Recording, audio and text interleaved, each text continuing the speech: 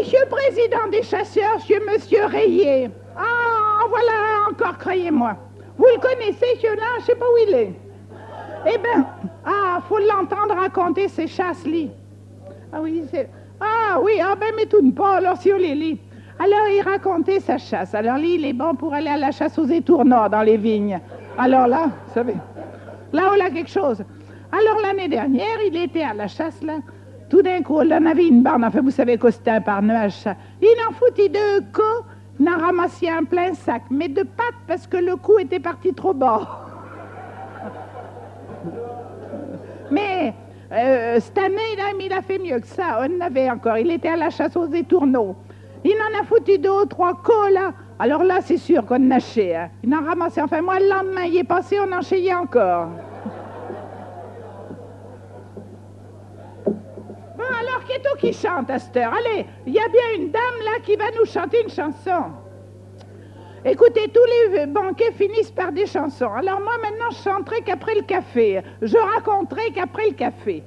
Alors, je vous raconterai quelques petites histoires, mais je voudrais bien que quelqu'un vienne chanter. Allez.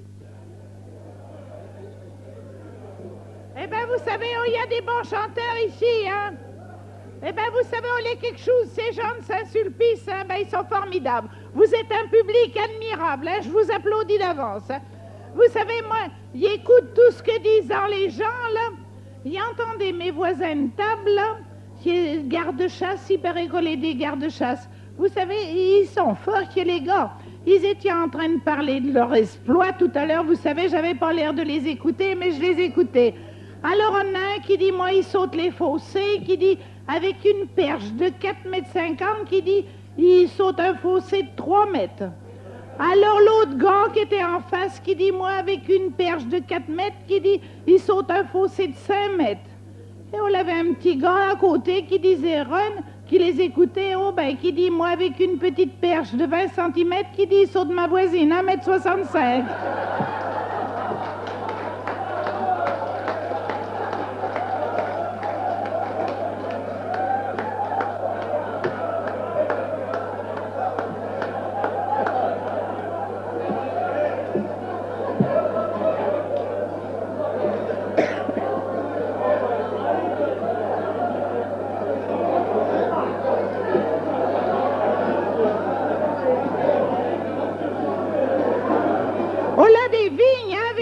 J'espère que les vignes n'ont pas gelé cette année.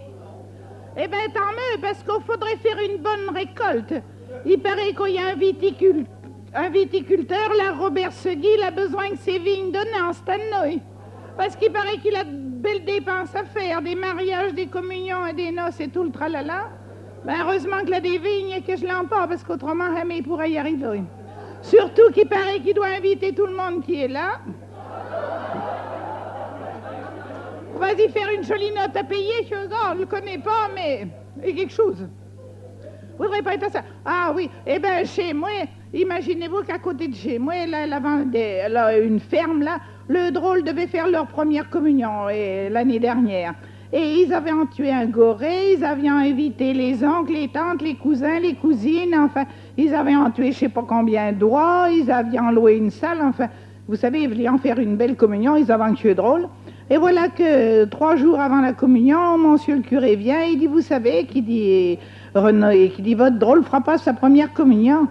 Comment, dit René, mon drôle fera pas sa première communion, qui dit à cette heure qu'avant tous ses invités, avant tué le goré et tout ça. Il dit, il n'est pas possible que vous allez nous faire ça, monsieur le curé. Ah, qui dit le curé, il n'y a rien à faire. Qui dit, votre drôle est vraiment trop ignorant en matière de religion, il n'y a rien à faire, il fera pas sa communion. Oh, Brasil, la bonne femme, il n'est pas possible de nous faire une chose de même, mais monsieur le curé. Pourtant, je vous assure, j'y fais réciter son catéchisme, je vous assure, pourtant, il n'est pas possible que nous vous fassiez une chose de même. Il dit, mais que disait René, qu'est-ce que vous lui avez demandé, donc il n'a pas su vous répondre. Il dit, le curé, écoutez, j'ai demandé quand Jésus-Christ est mort, il n'a pas su me répondre. Ah, que disait le père autour? Il dit, vous y posez des questions, enfin, il dit, comment voulez-vous qu'il sache? Qu'il dit, nous n'avons pas la télé, je prenons pas les journaux, je savions même pas qu'il était malade. Vous connaissez tout le monde, Raymond Carmin, tout le monde le connaît, hein, ce gars. Eh bien, imaginez-vous, moi, tout, il y a longtemps que je le connais, imaginez-vous que l'année dernière, il a été au salon de l'auto. Alors, il a acheté une Simca. Ah, vous savez peut-être pas ce qu'est une Simca. On est une toute petite voiture. Enfin, si petite que pour rentrer dedans, il faut un chausse-pied. Et pour en sortir, il faut un tire-bouchon. Alors, ce gars de Carmin, il se promène dans sa petite auto, dans ces rues de Bury, il faut le voir. Alors, il y a quelque temps, il était à une station-service, parce qu'on marche à l'essence, ce petit machin-là. Alors, il était à une station-service, il était caché entre une jerrycan et une roue de camion. Le gars le voyait point, bien sûr, il était si petit. Alors, vous savez qu'il est point patient, ce gars. Alors, il est de là, qui cornait, mais comme on fait pas de bruit. Alors, en fait, tout d'un coup, le gars de la station le voit. Et il dit, olé à vous, ce petit machin-là. Oui, dit Carmin, puis dépêchez-vous, qui dit à me servir. Et qui dit, qu'est-ce qu'il vous faut? Il dit, une cuillère à café d'huile, qui dit, et une cuillère à soupe d'essence. Non, mais dit le gars, vous foutez-vous de moi, qui dit, plaît-vous pas au tout, qui dit que je pète dans votre chambre à air pour gonfler vos pneus? Ah, vous savez, on l'a qu'à écouter, hein, puis on en sait encore, il n'est pas écouté d'autres bouts, hein. Il écoute que ce bout, moi, il ne sait pas ce qui se passe à l'autre, là-bas, il y aurait bien besoin d'aller faire un tour. Mais écoutez, donc, il reviendrait une autre fois, hein, vous m'inviterez une autre co, hein. Hein, parce que rigolons, à la saison des crêpes ou quelque chose de même, hein. Vous savez, moi, il est toujours parti. Dimanche dernier, il était à Sainte, il faisait sauter les crêpes, alors là, j'aurais voulu que vous soyez là. Si les gars, ils s'étaient entraînés, ils les faisaient sauter comme ça, et comme ça, et comme ça, et ben vous savez, on en avait pas mal qu'on avait reçu sur la tête aussi, mais enfin, on fait pas repousser les cheveux parce que mon homme en a reçu, et vous voyez, alors on a fait. Oui, alors, est-ce que faut-il que je cause encore pendant longtemps, parce qu'il y avait encore quelques bonnes histoires, les garder pour la fin, mais à cette heure, on est quasiment à la fin, parce qu'après, allons-nous pas danser un petit? Si, bon, alors il faut pas... Eh bien, il pourrait peut-être finir à cette heure et puis prendre mon café tranquille, hein? Bon, il y a encore quelques histoires. Bon, ben, il va aller prendre le café, il reviendrait peut-être, monsieur le président, hein? Oui, ben, c'est ça. Oui, mais allez-vous pas chanter? Ah, et puis vous savez pas... Ah, il y a quelque chose à vous dire aussi, parce que vous savez, il y a tout un tas d'animaux, là.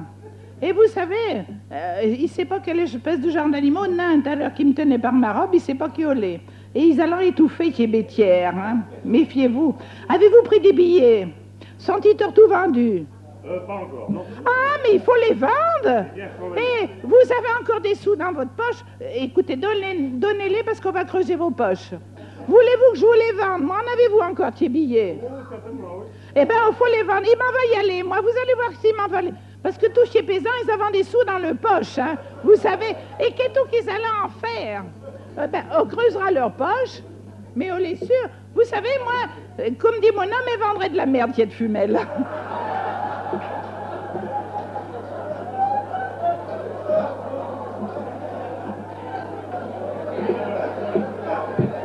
Vous savez, oh là, un gars tout à l'heure à côté de moi, il dit, c'est de fumelle, les paroles y sortant de la goule comme les crottes au cul de ma bique.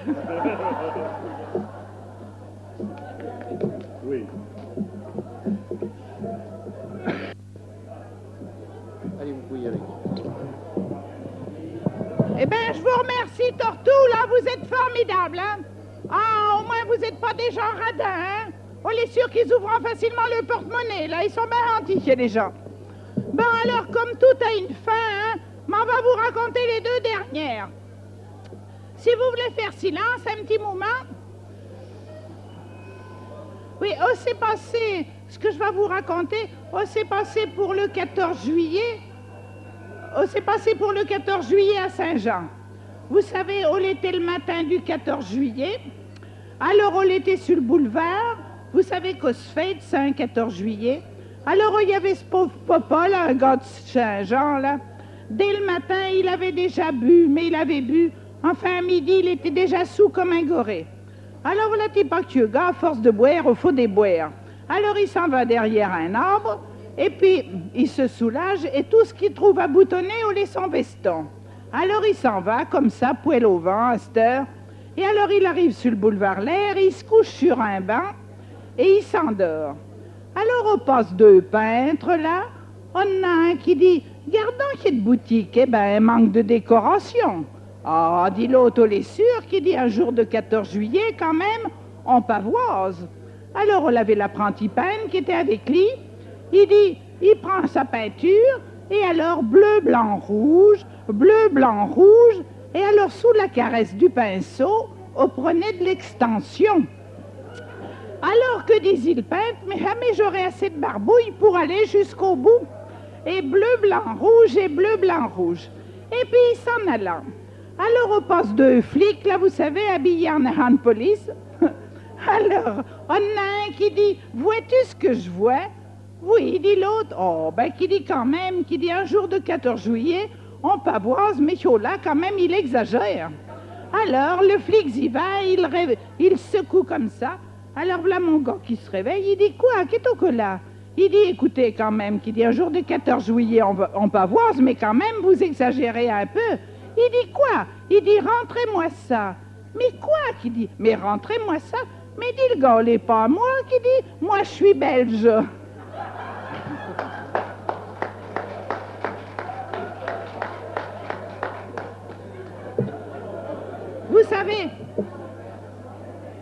Vous savez, Castor, hein, les gens du 3e âge, hein, comme moi et tout le monde, hein, ils sortent, hein, les gens du 3e âge, mais d'autres cas n'étaient pas de même. Oh là, au village, oh là, 2 vieux, là, 82 et 87 ans. Ils n'avaient jamais sorti de chez eux. Alors, on a un qui dit, y allons monter à Paris, qui dit, y allons foutre de chez Trousset à chez les Fumelles. Oh, que dit le gars quand même, qui dit à notre âge, qui dit, oh, n'est pas possible. Oh, qui dit, oh, il n'y a pas d'âge pour ça. Là, il y a 2 vieux partis à Paris. Alors, ils allaient dans un endroit exprès pour ça. Alors, ils trouvent en 2 particulières, exprès pour ça. Alors, ils allaient dans un hôtel, exprès pour ça. Et puis, prenant chacun une chambre, exprès pour ça. Alors, on en a un couple qui est en dessous, et puis les autres qui sont en dessus. Alors, celui-là qui est en dessous, il a beau rassembler ses souvenirs, il n'y a rien à faire, on ne démarre pas. Mais alors, celui-là qui est au-dessus, mais il rigolant, il chahutant toute la nuit. Enfin, celui-là qui est en dessous, qui dit qu'est-ce qu'il peut faire, suspiancher là-haut, mais qu'est-ce qu'il peut faire, qui dit qu'il l'entend rigoler, beurdasser toute la nuit. Enfin, toute la nuit se passe, chahute là-haut. Le lendemain matin, il se trouvant, ces 2 vieux, à l'heure du petit déjeuner, il dit, mais qu'est-ce que t'as fait, qui dit qu'il t'a entendu rigoler, beurdasser toute la nuit. Eh bien, il dit l'autre, écoute, il est passé une nuit, qui dit, ben mon vieux, il est passé une nuit, il est trouvé une particulière. Mais qu'est-ce que t'as pu faire à ton âge, mais qu'est-ce que t'as pu faire? Il dit, raconte-moi. Eh bien, qui dit, voilà. Il dit, quand je suis arrivé dans la chambre, elle m'a dit, déshabille-te. Après, elle m'a dit, couche-te. Eh bien, dit l'autre, devait être un bien tableau, là. Eh bien, qui dit là? Après, elle m'a attrapé le système. Elle me l'a mis debout. Je pariais 100 sous à chaque coup pour savoir de quel côté il allait tomber. Il dit, il a gagné 3000 francs.